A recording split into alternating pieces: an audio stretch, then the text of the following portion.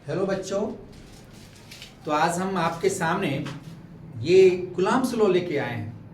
लेकिन Coulomb's law सबसे पहले कूलम्ब्स लॉ समझेंगे उस किस चैप्टर में है। तो फर्स्ट चैप्टर 12 के फर्स्ट चैप्टर में है कूलम्ब्स लॉ। ठीक है। और लेकिन कूलम्ब्स लॉ बतलाता क्या है, सबसे पहले हम लिखते हैं कूलम्ब्स लॉ। कूलम्ब है ना। कूलम्ब्स लॉ ये है कूलम्ब्स लॉ। अब इसके संबंध में हम जाने कि कूलम्ब्स लॉ क्या है। सबसे पहले इससे पहले जानिए कूलम्ब्स लॉ किसके संबंध में है। तो कूलम्ब्स लॉ जो है हमें बतलाता है एक चार्ज दूसरे चार्ज पर कितना फोर्स लगाता है। या फोर्स अट्रैक्टिव हो सकता है या रिपल्सिव हो सकता है। इसी दोनों फोर्स को मिला के हम स्थिर विद्युत आवेश का फोर्स भी कहेंगे, स्थिर विद्युत फोर्स भी कहेंगे। और कूलम्ब्स ने दो आवेशों के बीच, सिर्फ दो, 3 नहीं, 4 नहीं, 5 नहीं, दो आवेशों के बीच लगने वाले फोर्स के संबंध में एक रिलेशन दिया, एक संबंध दिया, जिसे हम कूलम्ब्स लॉ के नाम से जानते हैं। सबसे पहले जानना यह है कि कूलम्ब्स लॉ क्या है। तो कूलम्ब्स लॉ बतलाता है कि दो आवेशों के बीच, कूलम्ब्स लॉ क्या है, तो कूलम्ब्स लॉ बतलाता है दो आवेशों के बीच लगने वाला स्थिर विद्युत फोर्स, स्थिर विद्युत बल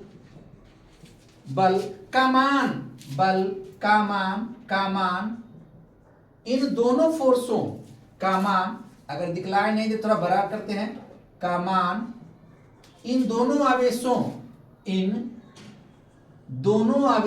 ये दोनों आवेशों के मान के गुणनफल के समानुपाती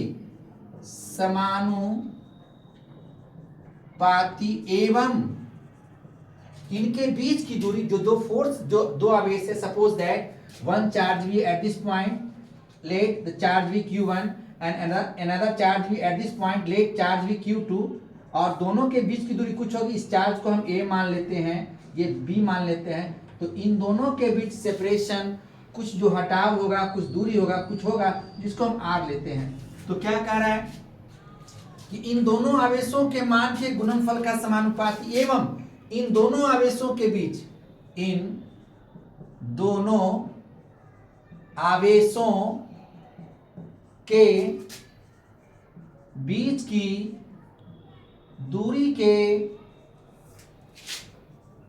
वर्ग के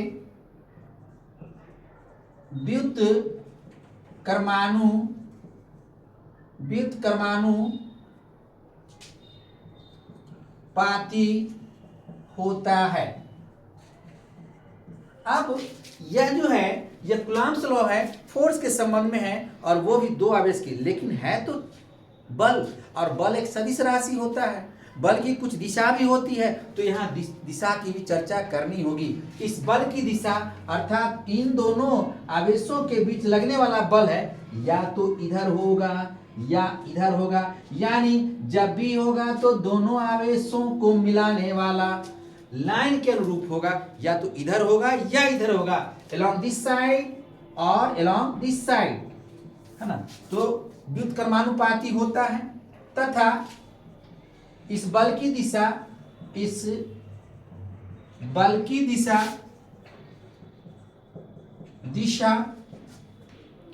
दोनों आवेशों को मिलाने वाली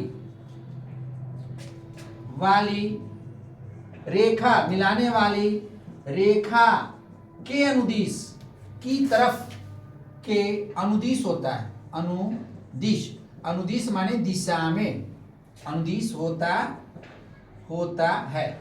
यही उनका नियम है। इसमें दो बातें इंपॉर्टेंट है। ये दो बात इंपॉर्टेंट क्या क्या है कि इस आवेशों के मान के गुणनफल का, ये जो फोर्स है या जो बल है, this force is directly proportional to the product of magnitude of both charges, दोनों आवेशों के मान के गुणनफल का समानुपाती और उनके बीच की दूरी के वर्ग के व्युत्क्रमानुपाती होता है। तो मैंने जैसा कि यहां बतलाया, ये इस बिंदु पर, बिंदु ए पर एक आवेश लिया Q1, कुछ हो सकता है, Q1 क्यों, कुछ भी हो सकता है, लेकिन आवेश को हम सूचित करते हैं Q से, और यह Q बड़ा भी हो सकता है, छोटा भी हो सकता है। सिंप्लिसिटी हमने Q1 माना, स्मॉल Q1। यहां एक दूसरा चार्ज लेते हैं, इसको Q2 माना, किस बिंदु पर, B बिंदु पर। अब ये दोनों जो है एक दूसरे से कुछ दूरी पर है, यहां पर डिस्टेंस को हम R से डिनोट किए हैं।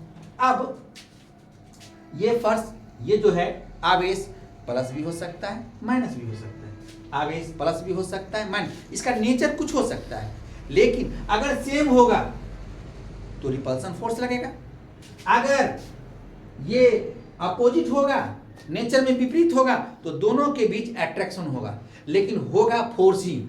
तो हम यहाँ पर शो नहीं किए हैं, ये जनरल एक्सप्रेशन हो गया, जनरल स्टेटमेंट हो गया।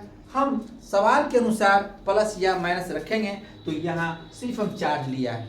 अब इसके अनुसार अगर यह फोर्स F है, यह फोर्स F है, तो यह फोर्स जो है, इसके अनुसार यह फोर्स जो है इस दोनों आवेशों के मान के, ये और ये, इन दोनों आवेशों के मान के गुणनफल के समानुपाती होता है। ये बात नंबर 1 हो गई, इक्वेशन 1 हो गया।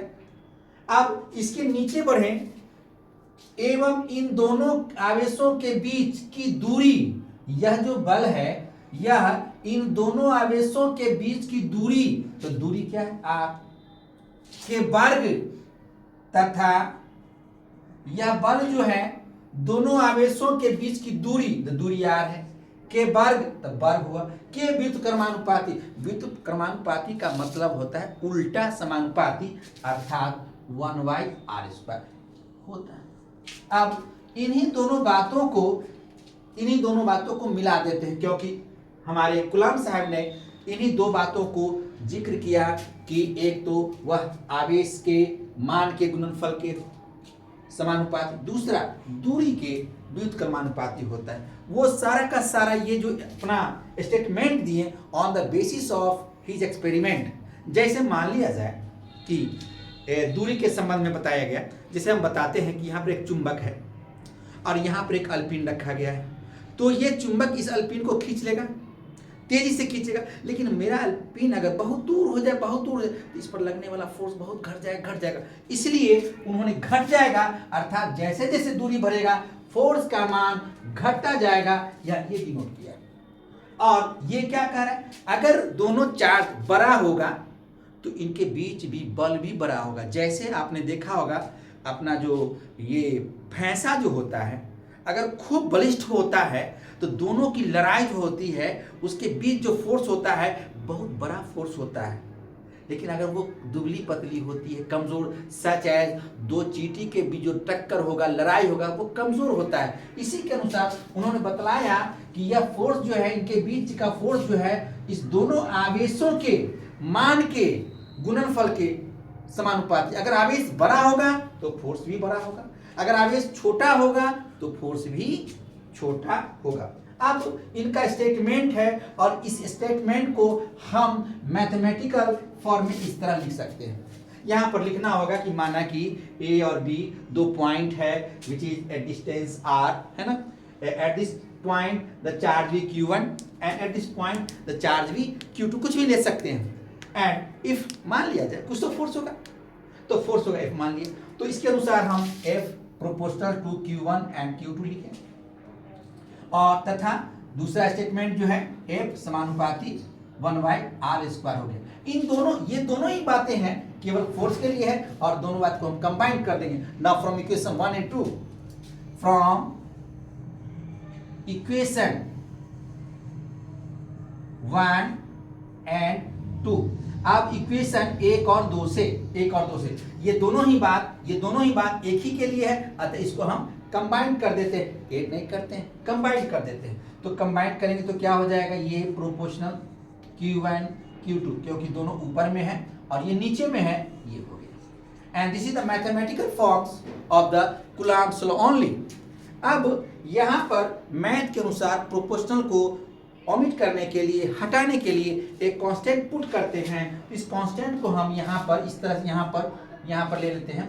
यहाँ पर जो है इस कांस्टेंट, यहाँ पर जो कांस्टेंट यहाँ पर रखेंगे, यानी प्रोपोर्शनल है। मैथ कहता है, फिजिक्स तो यही कहता है, यही हो गया। लेकिन मैथ को जब इसमें इंक्लूड करेंगे तो हम यहाँ पर प्रोपोर्शनल को हटाते हैं और प्रोपोर्शनल के बदले में हम यहाँ पर कुछ इक्वल मार्क्स रखते हैं। लेकिन यहाँ पर एक कांस्टेंट भी पुट करते हैं, तो लेट दिस कांस्टेंट भी के, मान लेते हैं कांस्टेंट के है, मान लेते हैं। अब उसके बाद रिमेनिंग जो शेष टर्म बच जाता है, रिमेनिंग टर्म को यहाँ पुट कर देते हैं, रख देते हैं, और इस तरह से आपका मैथमेटिकल एक्सप्रेशन आया। लेकिन यहाँ कांस्टेंट है, कांस्टेंट का कुछ वैल्यू होगा, लेकिन उन्होंने जब एक्सपेरिमेंट किया इस कांस्टेंट के संबंध में, तो इनका एक्सपेरिमेंटल वैल्यू आया इस कांस्टेंट का, ये 9 10 टू दी पावर, इसके पहले इसे मैथमेटिकल फॉर्म जो आया वो इस तरह से 1/4 पाई इफ साइलेंट नॉट, एयर के लिए है। यहाँ मैथमेटिकल फॉर्म में आया 1/4 पाई इफ साइलेंट नॉट, इसका प्रोनाउंसिएशन होता है। लेकिन इस बात को उन्होंने इसका वैल्यू और इसका वैल्यू रखा, तो उन्होंने पाया इसका वैल्यू 9 10 टू दी पावर 9 होता है। अब सवाल है कि इस कांस्टेंट का यहाँ इस कांस्टेंट का कुछ यूनिट भी होता है। कैसे यूनिट निकालें, इस यूनिट के लिए देखते हैं। यहाँ पर ये जो है इसको यहीं छोड़ देते हैं और इधर लाते हैं, तो ऊपर में f, नीचे है यहाँ, इधर इस इक्वल की इस तरफ आएगा, तो ये प्रोडक्ट में हो जाएगा r², और ये दोनों जो है Q1 Q2 बराबर k आया। तो इसके लिए हम इसके लिए रखते हैं न्यूटन, इसके लिए रखते हैं मीटर स्क्वायर, और इसके लिए नीचे है तो कूलम एंड कूलम। अब इसका मात्रक कूलम होता है, ऐसा यूनिट, तो यहाँ कूलम दो बार रखेंगे, ये यूनिट हो गया। और इस तरह से इसका जो वैल्यू हो गया इन सिंबल, वो इस तरह से है F इक्वल टू K का वैल्यू यहाँ सिंबल के रूप में इतना पुट करेंगे। लेकिन जब न्यूमेरिकल बनाएंगे तो इस वैल्यू का मान इतना देंगे, अभी नहीं, न्यूमेरिकल के वक्त। लेकिन ऐसे मैथमेटिकल फॉर्म के लिए यहाँ हम देंगे 1/4 pi epsilon naught into Q1 Q2 by r²। और ये जो हुआ मैथमेटिकल फॉर्म हुआ ओनली फॉर मैग्नीट्यूड। यहाँ डायरेक्शन की चर्चा नहीं है, यहाँ डायरेक्शन को इंक्लूड करेंगे तो फिर इसका एक्सपेंशन बढ़ेगा, और जो होगा इसको हम अगले वीडियो में बतलाएंगे कि इसका वैल्यू, इसका जो मैथमेटिकल एक्सपेंशन होता है in the form of direction vector के टर्म में थोड़ा सा और बढ़ेगा, तो इसको हम फिर बाद में क्लियर करेंगे। ऐसे इतना ही हुआ, ये हुआ कूलम्ब्स लॉ का मैथमेटिकल फॉर्म, जिस पर सारे क्वेश्चन बिहार बोर्ड का बन जाएगा। इससे ज़्यादा बिहार बोर्ड में नहीं पूछता है। लेकिन आप जो देख रहे हैं, कहाँ से देख रहे हैं ये पता नहीं, लेकिन इसमें एक वेक्टर फॉर्म भी होता है जिसकी चर्चा हम बाद में करेंगे, इस पर सवाल भी बताएंगे। तब तक के लिए जय हिंद।